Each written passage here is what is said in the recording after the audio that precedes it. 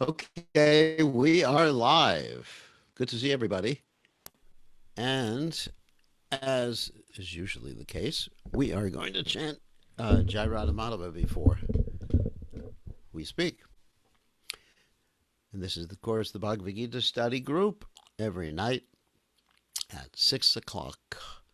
And tomorrow morning, just to announce this, and I will announce at the end of this session, tomorrow morning we have a Bhagavatam class at 6:30 in the morning, East Coast U.S. time, and that is 10:30 in the morning.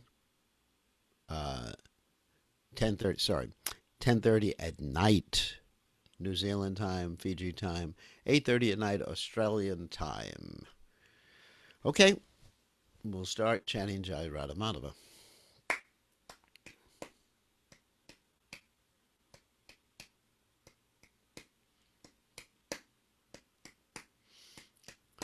Jayo Radha Madhava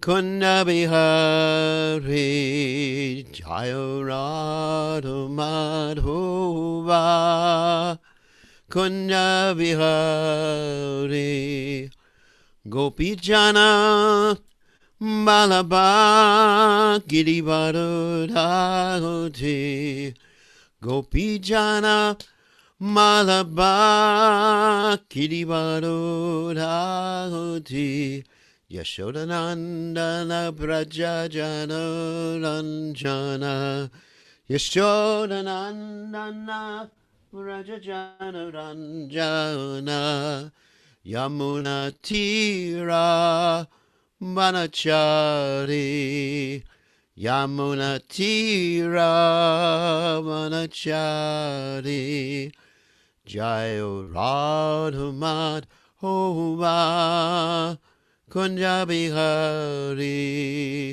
Jayo Radha Madhava Kunja Bihari Gopi Jana Malaba Girivardhati Gopi Jana Malaba Girivardhati Yashodanandana Rajajana Ranjana Yashodanandana Rajajana Ranjana Yamuna Tira Manachari Yamuna Tira Manachari Jayo Radha Madhava Kunya Bihari Jayo Radha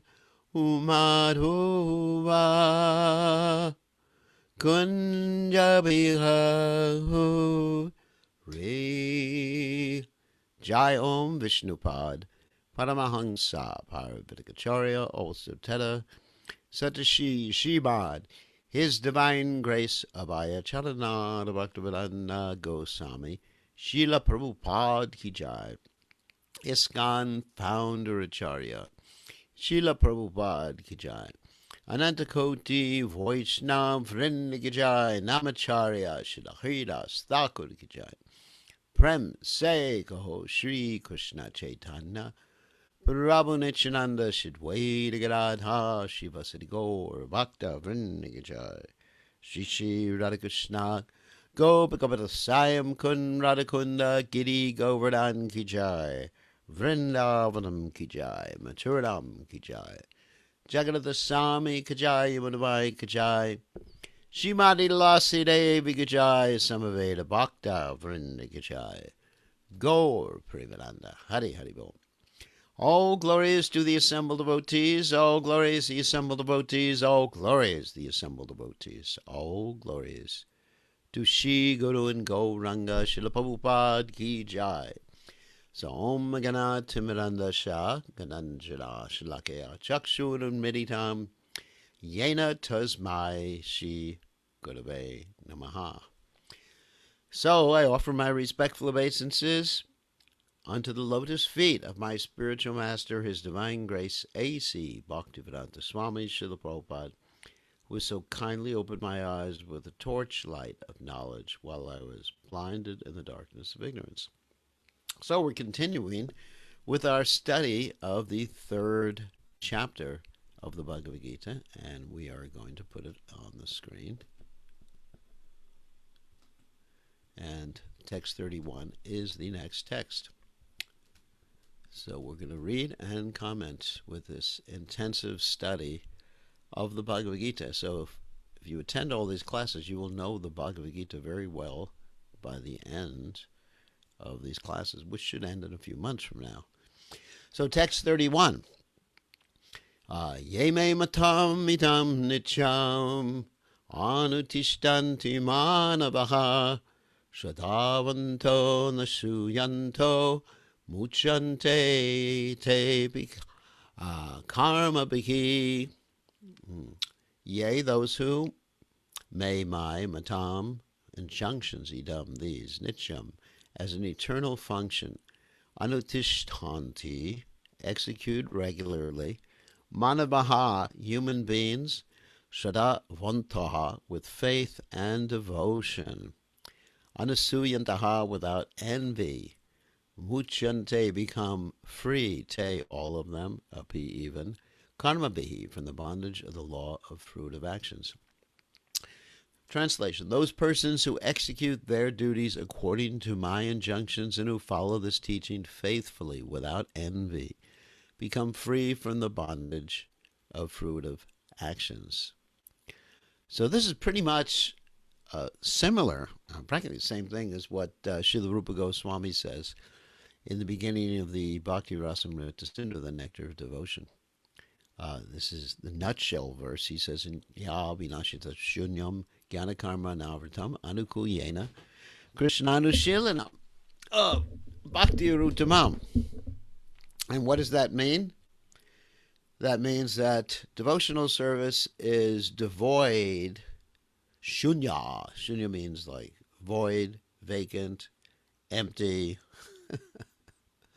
Like a sunyavadi is someone who thinks ultimately everything is empty, or everything is void, or everything has no purpose, or everything is meaningless, etc. Shunya. And of course that means zero if you understand Hindi or Sanskrit. Zero, shunya. So anyway, one should be devoid of bad qualities, which are described as desire for gross or subtle accruements, and also devoid of desire for liberation and devoid of desire for mystic powers and stuff like that. And that's what's described here in this verse, is without any envy. Because what does envy mean? Okay, let's unpack that word first. Envy, generally when we think of envy, it means I want something that you have, or I am very upset that you have it.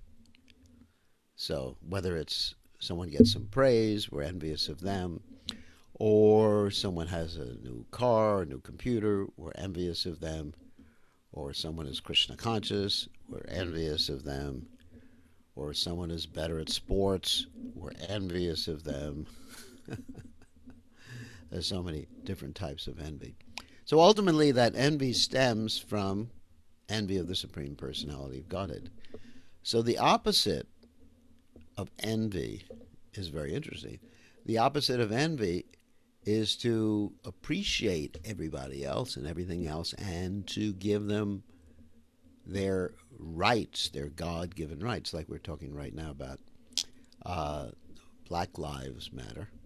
So to give everybody, including people who have different colored skin, everything, all their rights, and actually to love everybody.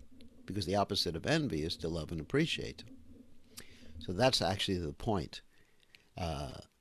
Instead of being simply without envy, but one should become full of appreciation and love for everybody, including Krishna, of course.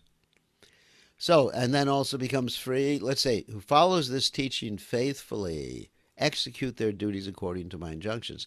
That's also very much in line with Rupa Goswami's verse that pure devotional service is described by someone as, the performance by someone who serves Krishna according to what he wants, their duties according to Krishna's injunctions, and also serves Krishna joyfully and actively and with devotion. And that's the prerequisite for being free from the bondage of fruitive action. Srila Prabhupada states here that the injunction of the Supreme Personality of Godhead Krishna is the essence of all Vedic wisdom and is therefore eternally true without exception. As the Vedas are eternal, so this truth of Krishna consciousness is also eternal. One should have firm faith in this injunction without envying the Lord. There are many philosophers who write comments on the Bhagavad Gita but have no faith in Krishna. And actually, Prabhupada would talk about that, how some commentators, they would write on the Bhagavad Gita and they would actually say, well, we don't believe Krishna existed. Or they would say, one should surrender to the unborn beginningless within Krishna, even though the Sanskrit verses say something different. So, they will never be liberated from the bondage of fruitive action.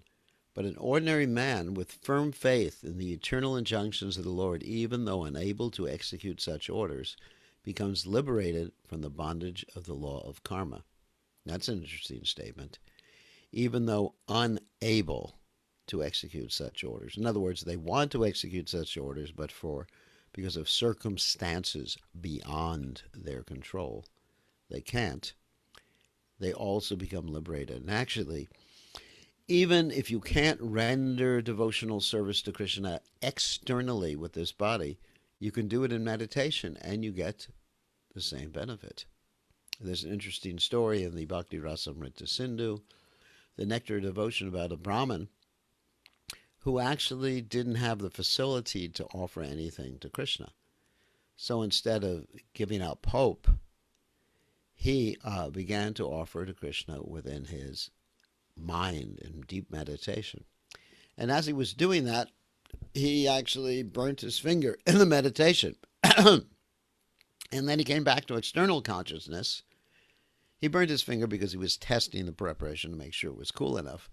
And then he came back to external consciousness and he looked at his finger externally, the Panchamahabhuta finger, and that finger was burnt. And because of that devotion, strong devotion, in which the mental state, the spiritual meditation, actually imposed itself upon the physical realm, he got the mercy of Krishna and he went back to the spiritual world. So this is what it means when Prabhupada says, even though unable to execute such orders, one becomes liberated from the bondage of the law of karma. In the beginning of Krishna consciousness, one may not fully discharge the injunctions of the Lord, but because one is not resentful of this principle and works sincerely without consideration of defeat and hopelessness, he will surely be promoted to the stage of pure Krishna consciousness. So in the beginning, certain things are, let us say, problematic or difficult or struggle. In fact, Krishna says in the Gita that transcendental happiness, he says, happiness is the mode of goodness, which we are connected with transcendental happiness. He says that sometimes it's like poison in the beginning and like nectar at the end. Certain aspects of devotional service may be very difficult for people in the beginning. I mean, people who are addicted to certain activities like intoxication, or people who are not accustomed to controlling the mind, or people who are not accustomed to waking up and meditating like that, or people who are not accustomed to controlling their dietary habits and only eating things that are offered to Krishna. It's a struggle in the beginning. But if one works sincerely and doesn't resent the principle, then ultimately one will be attracted to yogic principles. Those are yogic principles. And we even see that people who were Krishna conscious in their last lives are automatically attracted to the yogic practices and principles.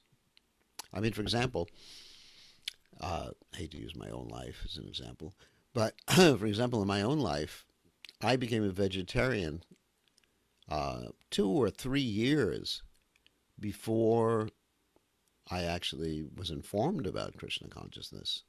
Now that's interesting. And no one told me to be a vegetarian. It was just like a little voice inside me. Of course, that little voice, not so little, is Super Soul. In the Gita, it says that Krishna is directing everyone as the Super Soul. Ishwara sarvabhutanam hridesha arjuna tishtati ramayan sarvabhutani yantra rudani maya. Krishna's in everyone's heart, and he's directing the wanderings of the living entities. So when one actually was connected with Krishna consciousness in the past, then automatically he becomes attracted to things like vegetarianism, chanting, spiritual activities. And then the more one does those activities, the more one loses a taste for activities that are not conducive to Krishna consciousness. It's a natural progression. It's not that one has to force themselves to be more than they are actually ready for at a particular moment. And of course, we are referring to a verse that we are referring to a verse that we spoke about yesterday, where Krishna says, "Don't disturb the minds of those who are materially attached. Just give people what they can hear." And so, anyway, so if we just accept the principles of Krishna consciousness, and even if we can't follow them in the beginning, as Prabhupada said, then eventually we will be promoted to the stage of pure Krishna consciousness. So that's the great hope. So, text 32. Ye tvetad avyasuyanto nanutishtanti me matam sarva jnana vimudam stan vidinashtan achetasaha. Yea, those two, however, etat, this, avyasuyandaha, out of envy, na, do not, anutishtanti, regularly perform my matam, injunction, sarvajnana, in all sorts of knowledge, vimudan, perfectly befooled, tam, they are, vidi, know it well, nashtan, all ruined, achetasaha, without Krishna consciousness. But those who out of envy disregard these teachings and do not follow them regularly are to be considered bereft of all knowledge, befooled, and ruined in their endeavors for perfection. That's a very heavy verse. Of course, as I mentioned before, envy means to want something that someone else has. Also, it can sometimes mean to use someone. In other words, we want someone, let's say eating meat, for example. One can say one's envious of the animal, not that one wants to be an animal, but one wants what the animal has, which is its life. But ultimately, the envy is of Krishna, because we all want to be the center. We all want to be the enjoyer. We all want to be the controller. As Krishna states in the chapter Divine and Demoniac Nature in the Gita, he says someone who is not Krishna conscious feels this following way. Ishwaraham aham bogi siroham balavan sukhi. I am the center. I am perfect, powerful, happy. That's me. And I'm the best. Or my family's the best. Or my nation's the best. Same thing. Just extensions of false ego. So one who out of envy disregards the teachings, then their spiritual progress is stopped.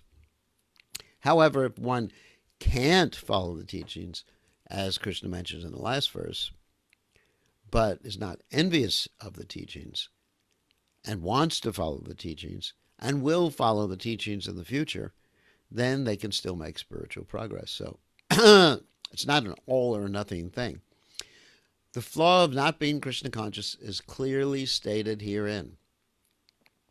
As there is punishment for disobedience to the order of the Supreme Executive Head, so there is certainly punishment for disobedience to the order of the Supreme Personality of Godhead. A disobedient person, however great he may be, is ignorant of his own self and of the Supreme Brahman, Paramatma, and the Personality of Godhead. And we explained in the previous class what it means by the Supreme Brahman. Supreme Brahman means the all-pervading energy manifestation of the Lord. Paramatma is the manifestation of Krishna in everyone's heart and every atom.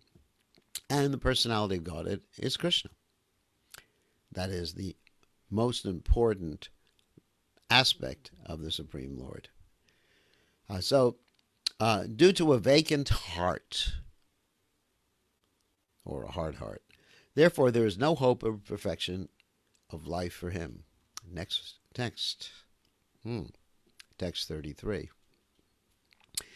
Sadrasham cheshtate svasya prakritiryanavanapi prakritim yanti bhutani nigraha kim karishyati.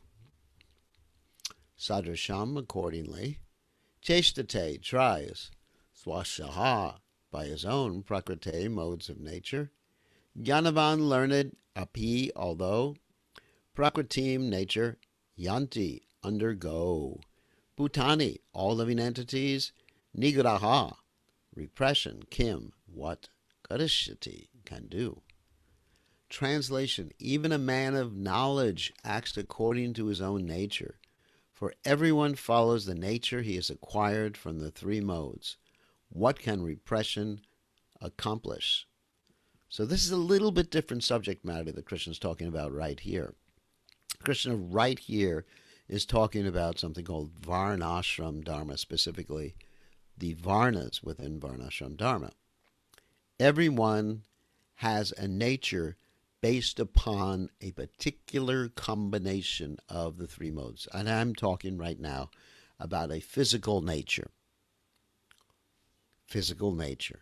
That means this body. So, according to the combination, the permutations of combinations of the three modes, one has certain duties, one has certain activities that are connected with that nature.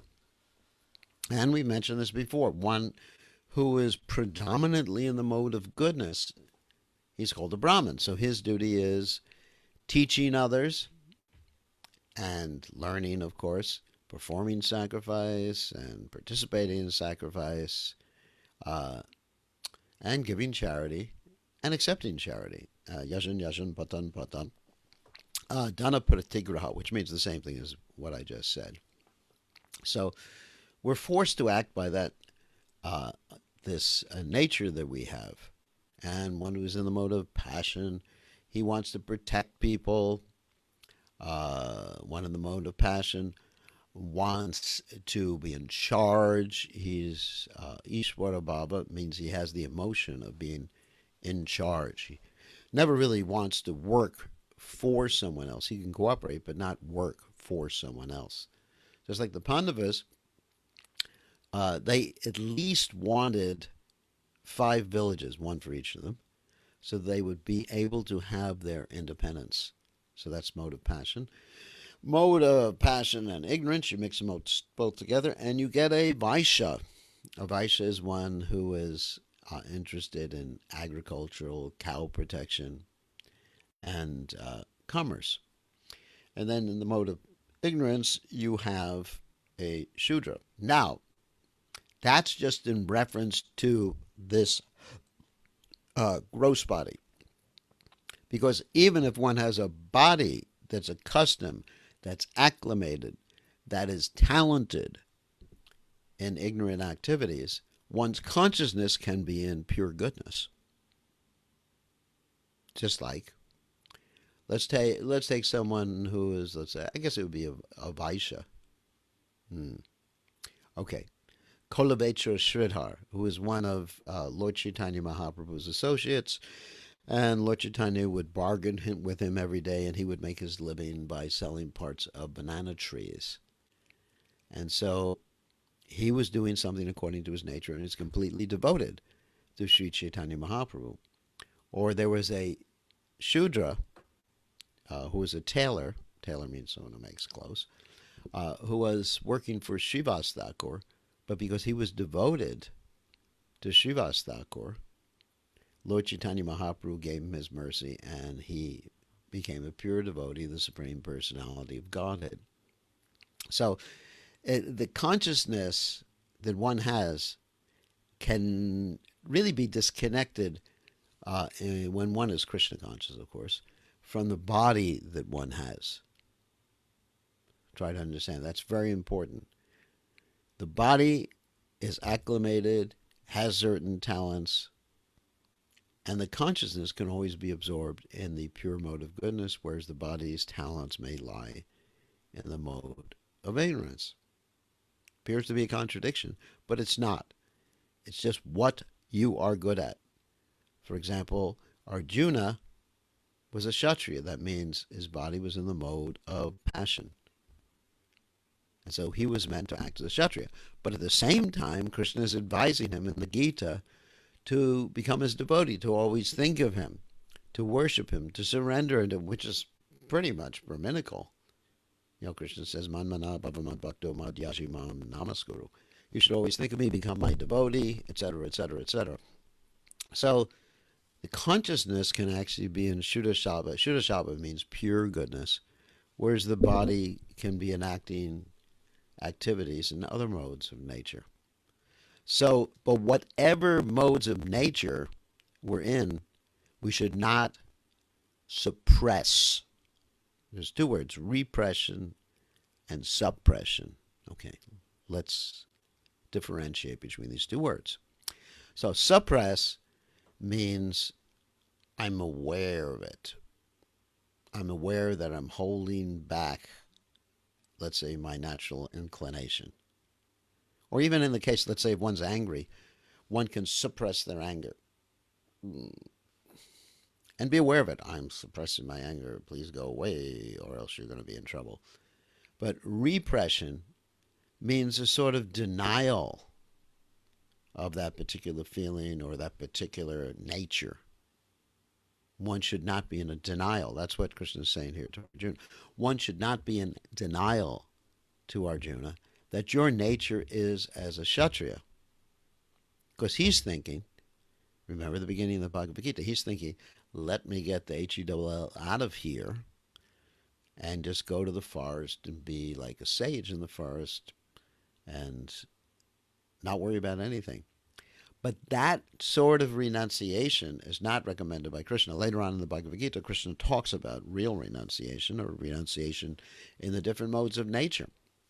In the mode of passion, renunciation would mean running away from something because it's too difficult, because it causes you pain even though you're supposed to do it. That's renunciation in the mode of passion. Just like, it's too difficult, it's painful, let me just run away from it and escape. That's renunciation in the mode of passion. And of course, renunciation and goodness is to do the right thing regardless of happiness, distress, or other dualities that may occur. So, in other words, just be aware of your nature. Find out what you do. It's not some fancy thing. It's just what you can do for Krishna. Be absorbed in it 24 hours a day. Of course, in emergency circumstances, one could do other things. I mean, I'll give you an example here at the temple. That when we first had our deity worship, I used to sometimes dress the deities.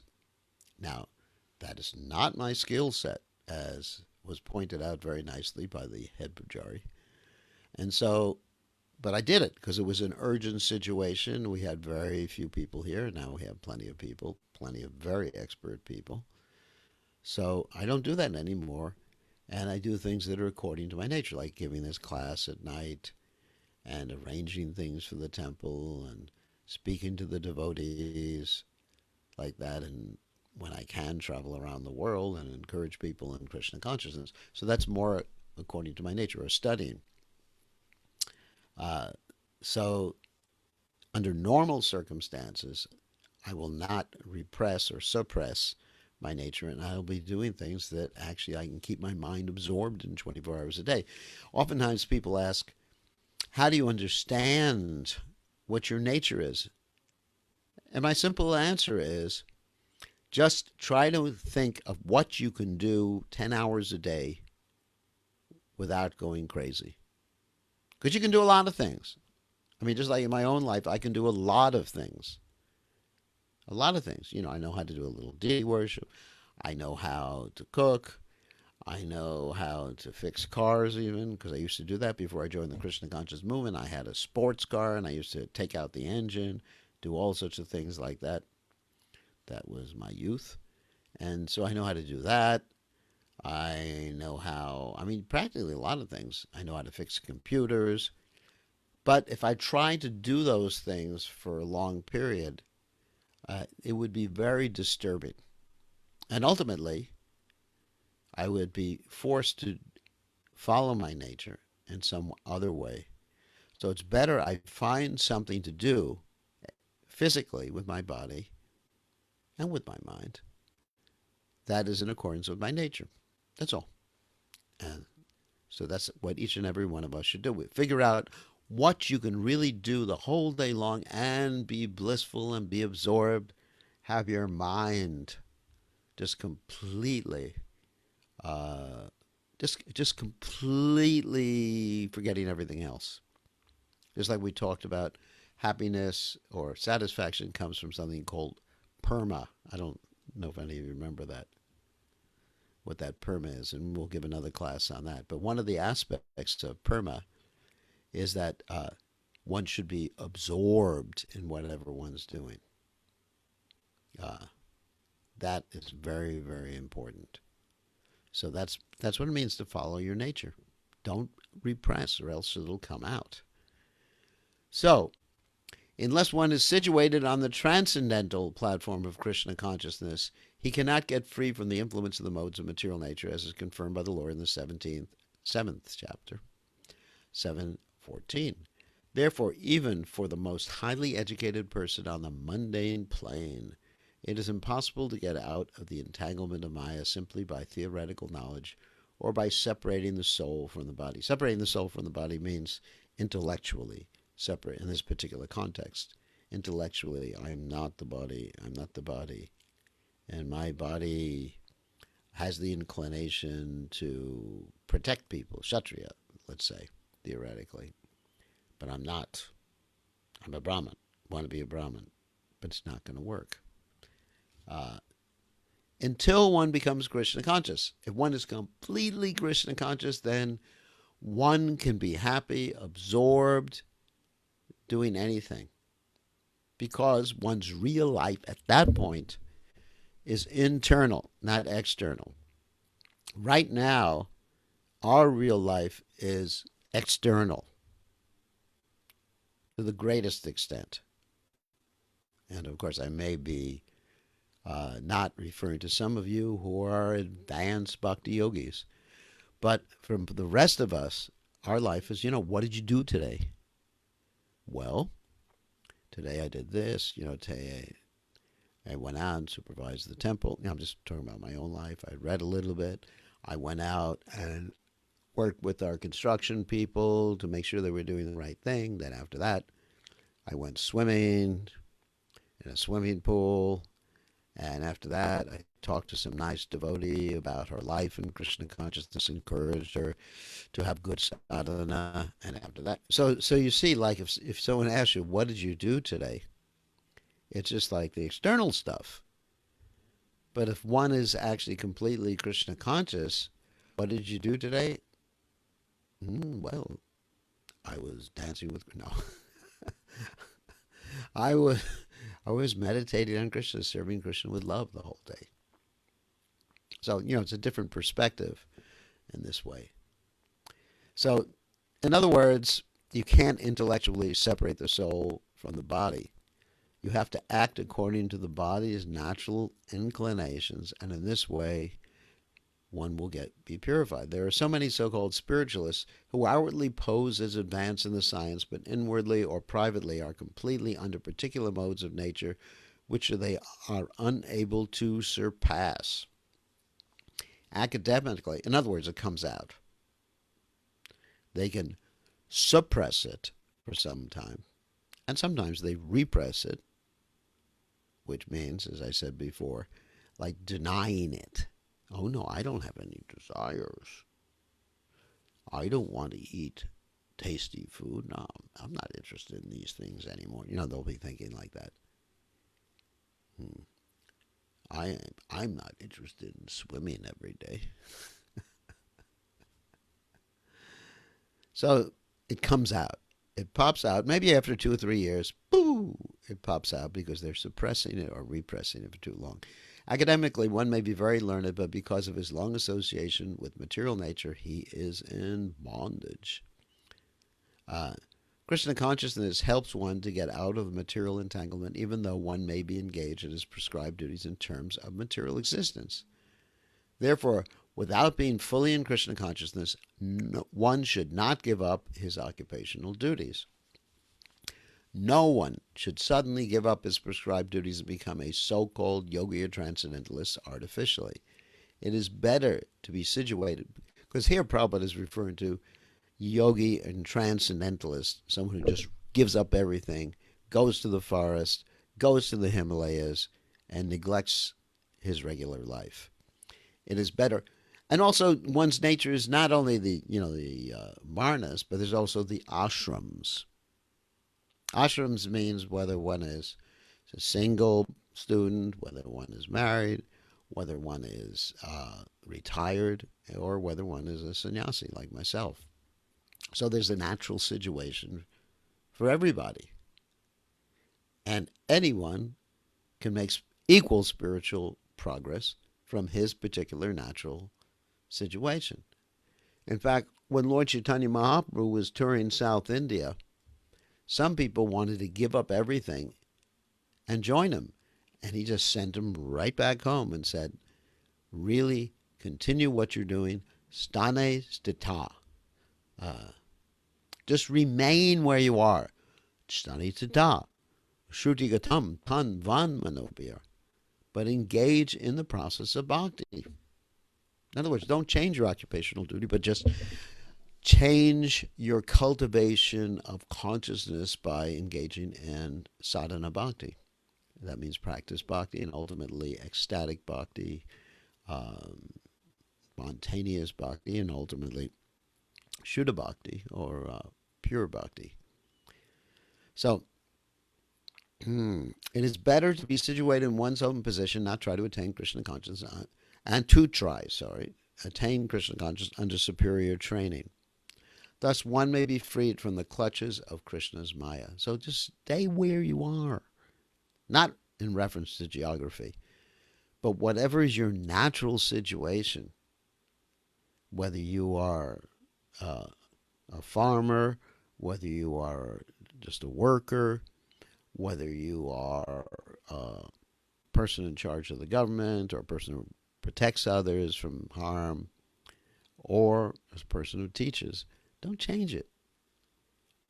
Or if you're a single student, or if you're married, whatever fits you.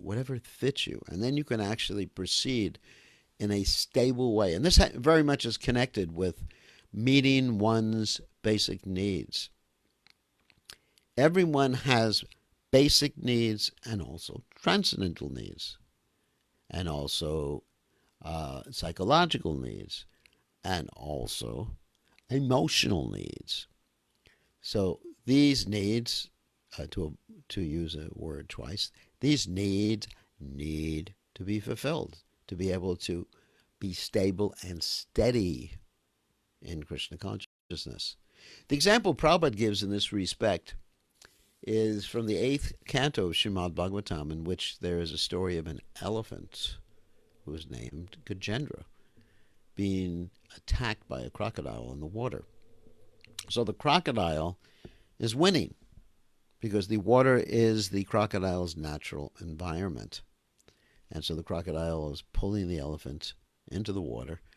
The elephant somehow or other remembers the prayers from his past life. He was King Indradunya. And he prays to Krishna. Krishna comes and saves him. But apart from that particular aspect of the pastime, this pastime, or the elephant being attacked in the water by the crocodile, indicates, according to Srila Prabhupada, that one should be properly situated to be able to be peacefully, and you probably use the word, fight Maya. So to fight Maya, one has to have the help of Krishna and be Krishna conscious. So one has to seek one's position in which one is happy and able to engage things in Krishna's service simultaneously and cultivate bhakti by the chanting, hearing, remembering, etc. process. So both things have to be there, the internal cultivation and the external engagement according to one's psychophysical nature. Okay, and here's another verse.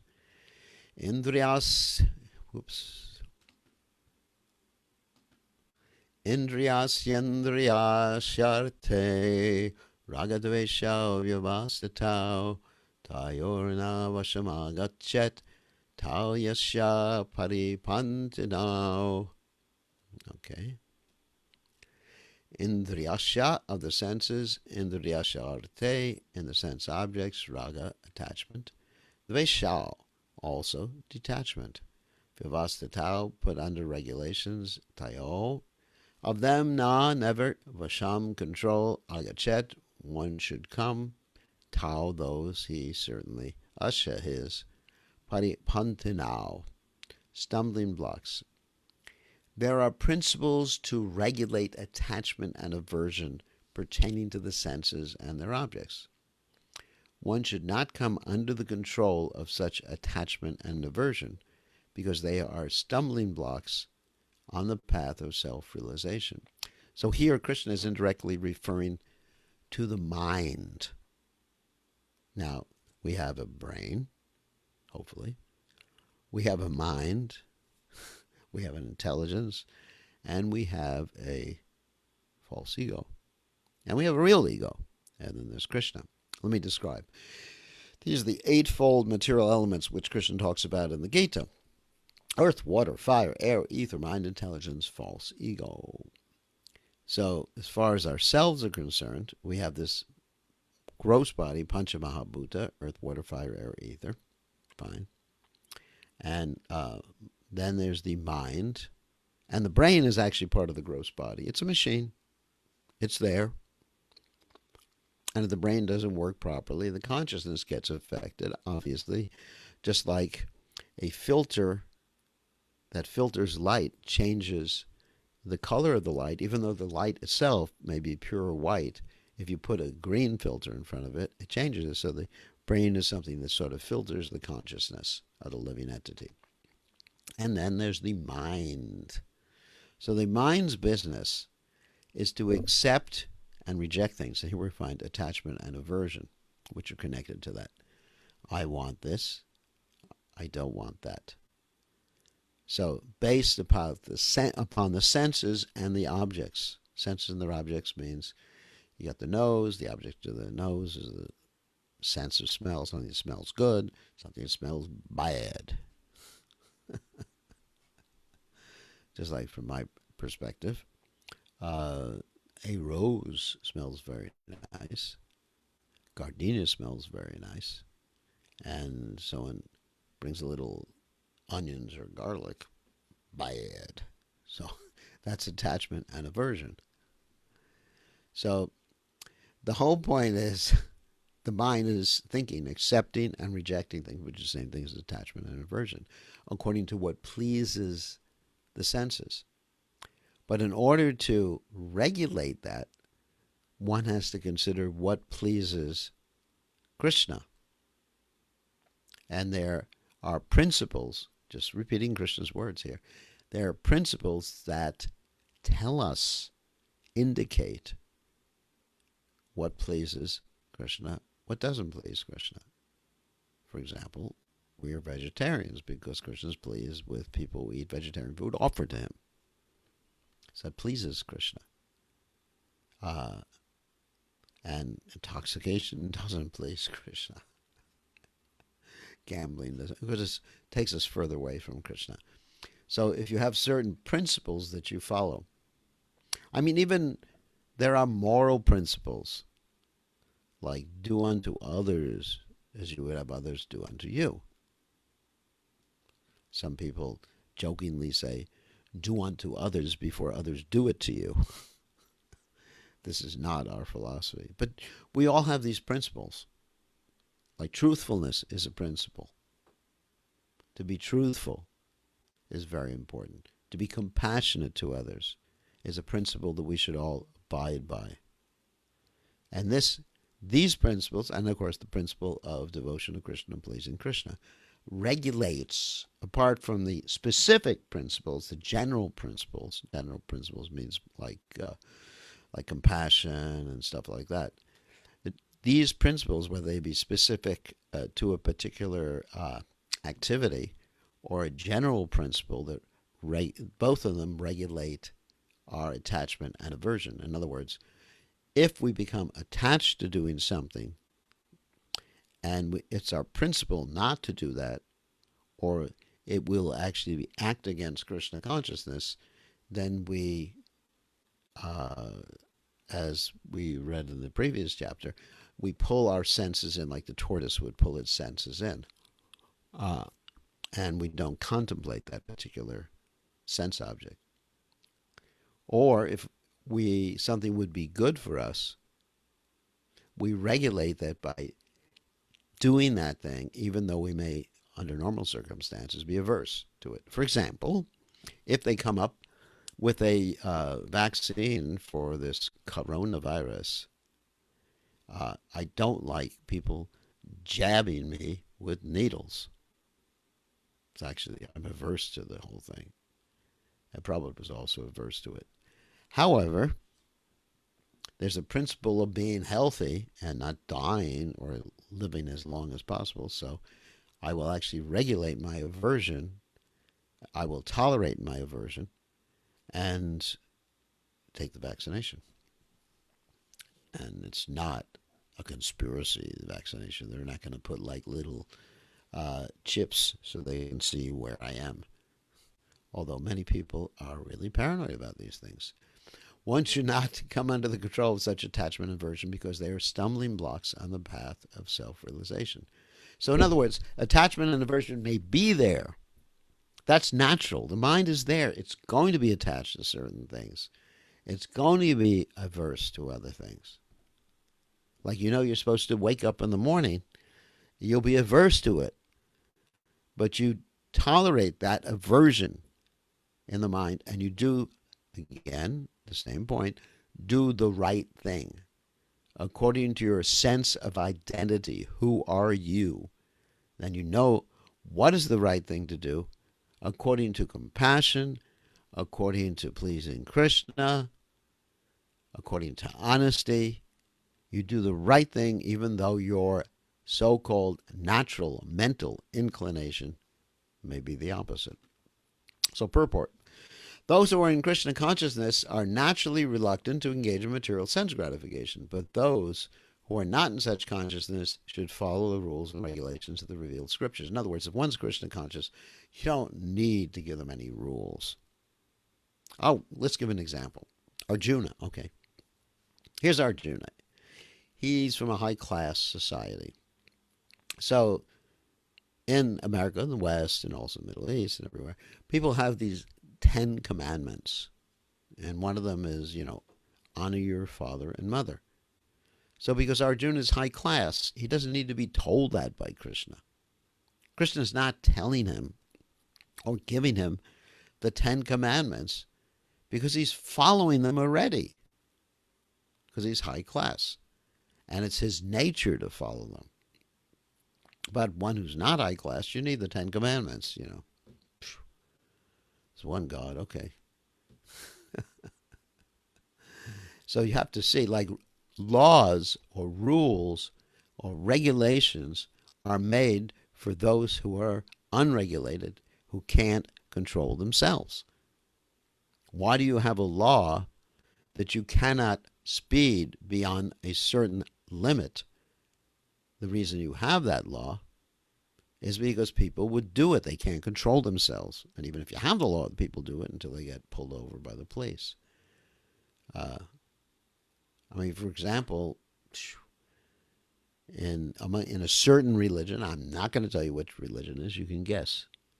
It says one of the rules is don't have sex with your mother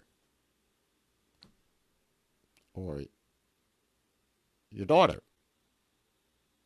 Now, I don't have to tell people that because they're naturally following these things. But when you get to really low life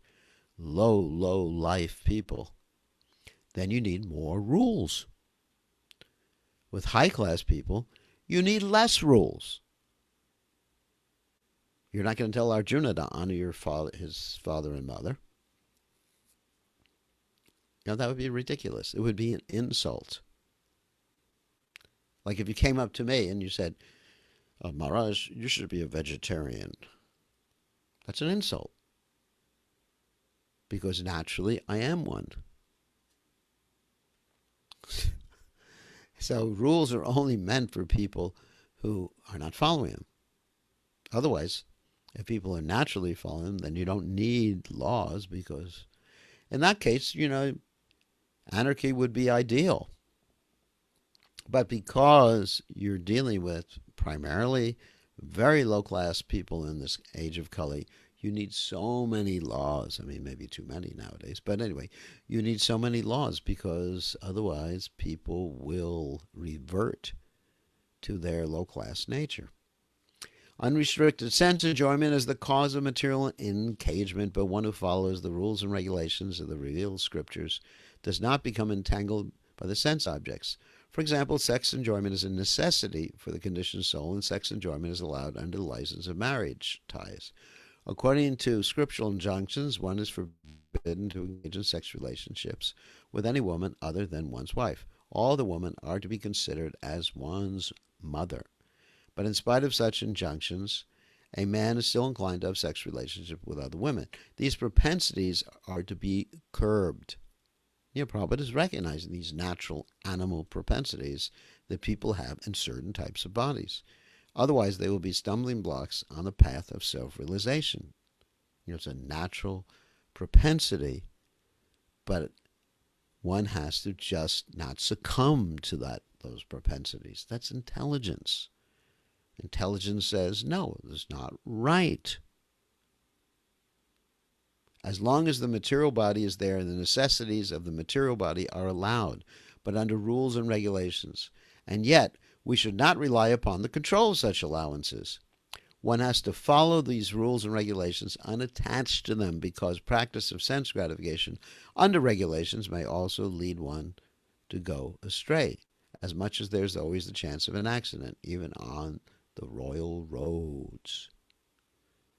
So in other words, we should understand the purpose of these rules and regulations to help us gain intellectual and mental strength to be able to do what we want to do with our mind, body, and senses. Instead of the mind, body, and senses dictating to us, we should take charge. That is real autonomy. If you are controlled by your mind, body, and senses, then you have no autonomy. You're forced to act helplessly. You're pulled here and there by your tongue, especially by the tongue. The patong, the belly, the genitals, your mind, anger, words like that. So one has to be very careful, even though you have a license for sense grab. Just like you may have a license to drive a car, but you have to be careful to use it properly. It's a restricted license. No one has an unlimited license to drive a car. Unlimited would mean you could drive at any speed you want on any side of the road you want. Don't take advantage. Although they may be very carefully maintained, no one can guarantee that there'll be no danger even on the safest road. The sense enjoyment spirit has been current for a very long time, owing to material association. Therefore, in spite of regulated sense enjoyment, there's every chance of falling down. Therefore, any attachment for regulated sense enjoyment must also be avoided by all means. In other words, one does do regulated sense gratification. All of us, even eating is like that, eating prasadam. But we ultimately try to control the senses. That's what yoga means.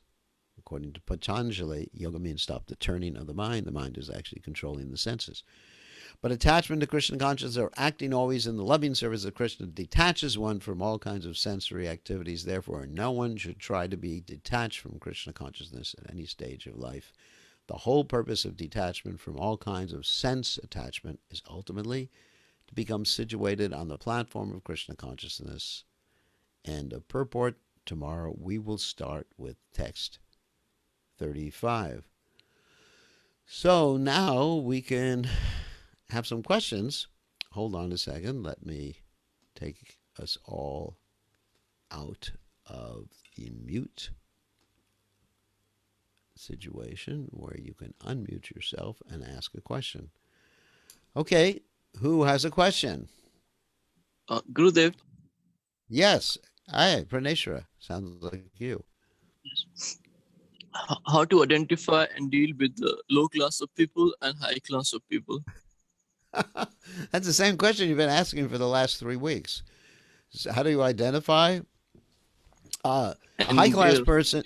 A high class person means someone who doesn't let his senses and mind control him or her. And a low class person is just dragged here and there. You can't trust what's going to happen because they may have some promise that they make to you, but they won't be able to fulfill the promise because their senses and their mind are controlling them. So a high class person can slip sometimes, but their endeavor is to control their mind and senses and to focus their mind and senses on doing the right thing, at least morally, if not spiritually. At least they should be moral persons. Ethical, moral persons. That's how you distinguish. Okay? Good question. Yes. Okay, but you're asking the same question all the time about association. Okay. Because it's very common to say like all. Yes, it's common. You're a businessman, so you come in touch with so many different types of people. Okay, who else has a question? Hare Krishna, Gurudev. Oh, Rishikesh. Hare Krishna, Gurudev. Nice to see you. Nice So, what's your question? Gurudev, I just wanted to understand my natural inclination, according to my own prakriti and my mind aversion. Yeah. I might be averse to not getting up in the morning, or maybe, but I just wanted to understand how do I balance these two things? On one Well, side, the natural inclination, your varna is based on the work that you're doing. Guna karma vibhagasha. So, what do you like to do if you could do it all day long?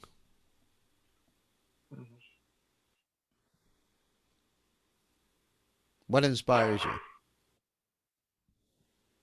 I like many things, Gurudev. I don't know whether I can just do one thing, try for 10 hours or 20 hours a day.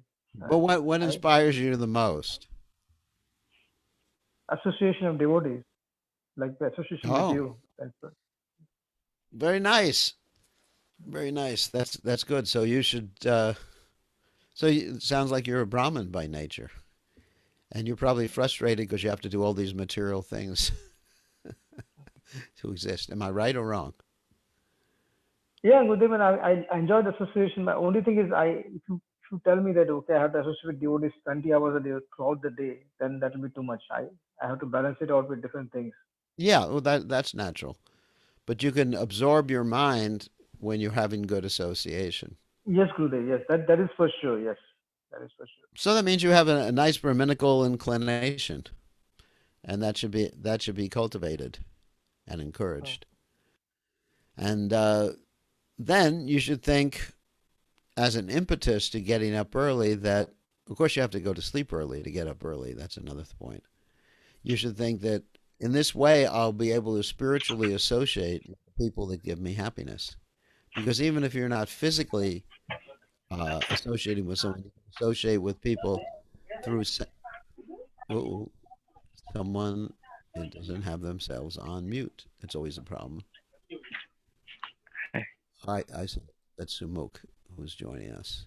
Okay, so he's on mute now. So if you're able to associate, let's say if you're thinking, if I wake up early, I can associate with all these devotees either on the internet or hear classes from Prabhupada or be inspired in that way. You gotta to be able to wake up. You have to have something that inspires you in the morning.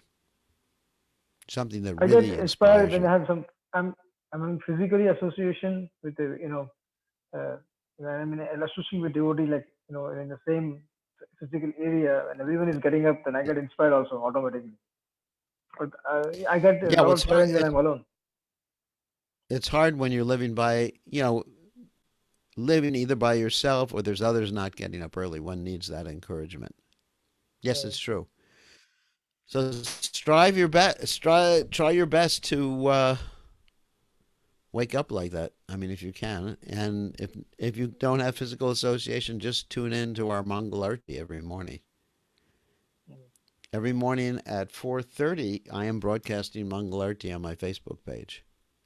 okay. So you're welcome to join us. You can something like that may encourage you to wake up early. Like think, oh, it's 4:30. I gotta turn on my computer. So if you're really interested in something, then it encourages you to be alert at that particular time. Here's a mundane example that I'm not proud of. So, just recently, there was a space shot in which SpaceX they sent some astronauts to the space station on a commercial vehicle. I think you know about that, right? Yes. So when I heard about the time that it was going to be shot, I went on my computer and watched it. It's completely mundane. I'm not actually proud of it, but as devotees know, I don't hide my Maya. So, because I watched it, because I thought it was quite interesting, I made sure that I put aside everything else and watched the wonderful astronauts going up in sky. So it depends. Anyway, got to be honest. So yes, you can associate with us every morning in Mongol Arti. Think about that. That may be an impetus. Thank you very Because much. when you're by yourself, it's kind of hard. One needs association. Yeah. Okay. Hey, Mother Krishna Priya, you have a question now. You raise your hand. These are separate essences. So my question was kind of maybe something you can speak on a little bit, that often in one's youth, when one has a lot of energy, their inclination manifests in the external service that they do. Then often as one ages and they're not able to engage in the same way they used to, it'd be difficult to sometimes transition into Yes, what they're meant to be doing, still that in their is a mind. fact. That is a fact. So therefore, yes, I can verify that. So, in other words, one can meditate on those same things. Physically, you're not able to do something. You can meditate on those things, and this will help you connect because the inclination remains the same, just like you like to dress the deities. And you used to I dress always the wake up deities in every. that moment. So if I know I'm Yeah, dressing you used to. deities, somehow or other I spontaneously wake up. That's nice. So you used to dress the deities every day, but that's not possible right now. Yeah. So you can meditate on that, and I mean, because you have a natural attraction for the deities, then meditate on the deities, or make plans how to buy things for the deities, not with my money, but make things how to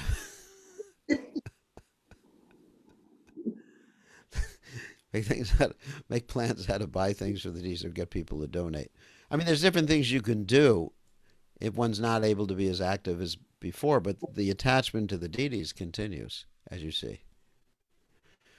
Okay.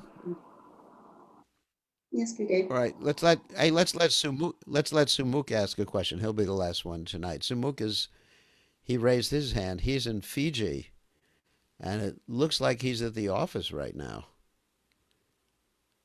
You have a question? You have to unmute yourself, Sumuk. Okay. Please accept my humble wishes, Gurudev. I have one question. Can you hear Jai, me? good to see you. Jai, Gurudev. Yeah, you're in the office now? Yes, Gurudev. I was listening Very to the nice. class and you said unless one is fully Krishna conscious, one should not give up prescribed duties. And that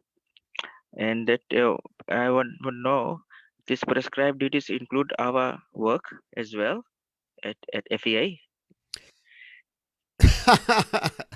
Let me explain. FEA is the Fiji Electrical Association. That is, they supply electricity for the rest. And I believe Sumuk's in charge of purchasing, right, at FEA? Yes, Gurudev. Yeah. Yes. So he's in charge of purchasing at FEA. So is that his prescribed duty? Well, his prescribed duty is to maintain his family and do deity worship in the morning, and that work at FEA is actually supporting that. So there's Okay. activities that's, that support our prescribed duty, and those are actually part of the prescribed duty. They're secondary, but they're connected to the prescribed duty. Just like I have to sleep at night, because if I don't sleep, I won't be able to do my prescribed duty. I have to eat. If I don't eat, I won't be. Yeah, and you could say, in one sense, my sleeping is my prescribed duty too, or a secondary aspect of the prescribed duty. So yes, your working at FEA is your prescribed duty. It's Okay. connected. Okay. How does one can know he's above the three modes? Can know that he's above the three modes. Yes. Is that the question? Yes, Gurudev. One can know that he or she is above the three modes when there's no more hankering or lamenting for material things. Okay. So Chitina Conjugate, isn't it? Okay. Yes. Yes. Yes. Brahma-Bhutah Prasannatma, Chitina Conjugate, Sarvesu, Bhutesu, Mad-Bhaktim, Labhate, Param. That's a verse from the Bhagavad Gita. Brahma-Bhutah Prasannatma. One is actually always happy. And the Chitina Conjugate. That's how you know. There's no hankering for yourself. You may hanker to become Krishna conscious. You may hanker for things for other people's benefits, but Shochiti, Kangshiti, and no lamenting. Okay, that's how you know. Yes. Yes, Gurudev. Thank you. Okay, thank you for the question. It's always good to see you. Every day we're having this, except for your Monday, which Okay. is our Sunday. Sunday. Okay. It's an hour earlier. It's an hour earlier on your Monday, and it's our Sunday, and we have it an hour earlier in the evening, but it's an hour earlier for you in the morning. Okay. So Monday for you would be 9 o'clock in the morning. We'll have our class, and Great. every other day of the week for you would be at 10 o'clock in the morning. Oh, great. Okay, we are going to end now. Thank you all for joining us, and you see Radha Golokananda behind me. See, right behind me. Yes. Yes. My Yes. hands keep this. These are my worshipful deities, and by Radha Golokananda's mercy, I am still in this body. So, all glories to His divine grace, Srila Prabhupada, Ki Jai. Jai Gurudev.